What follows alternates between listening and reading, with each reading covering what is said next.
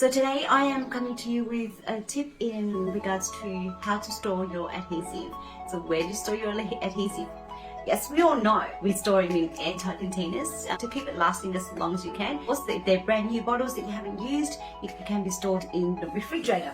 However, my tip that I show my students and I use for myself is just to get a bottle of these. They're about $1 in the gift shops or $1 reject shop. Here in Australia, we have a $2 shop or reject shop. You can purchase one of these bottles. Now, these bottles are airtight. What's good about them is that they're very cheap. And what I get my students to do is put rice in them. Okay? What rice does, it will keep it at a constant temperature, no matter what temperature it is outside, whether it's high humidity, low humidity, because that's what affects the glue. So when you put rice in here and store the glue, it's airtight. You can actually place it right next to your bedside workstation all day, every day, throughout each season. It doesn't affect the glue at all. Sometimes we've had very high humidity here in summer, but I don't need to put this in the fridge or anything because it stays at a constant temperature. How I discovered this, and how I remember, is whenever we pick a fruit that hasn't fully ripened yet, we'd actually put it in a bag full of rice and leave it in there for a couple of days. Because of the constant temperature, actually helps fully ripens the actual fruit, then we're able to eat it. So whenever you buy any fruit that hasn't fully ripened,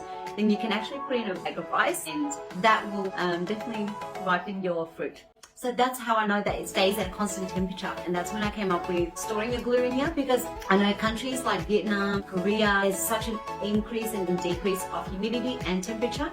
With Vietnam, it can be quite very hot and humid. Here in Australia, we have summer and winter. It's quite dry here in Australia as well. So keeping your glue at a good stable temperature, it will ensure that you have a long-lasting bottle of glue to use.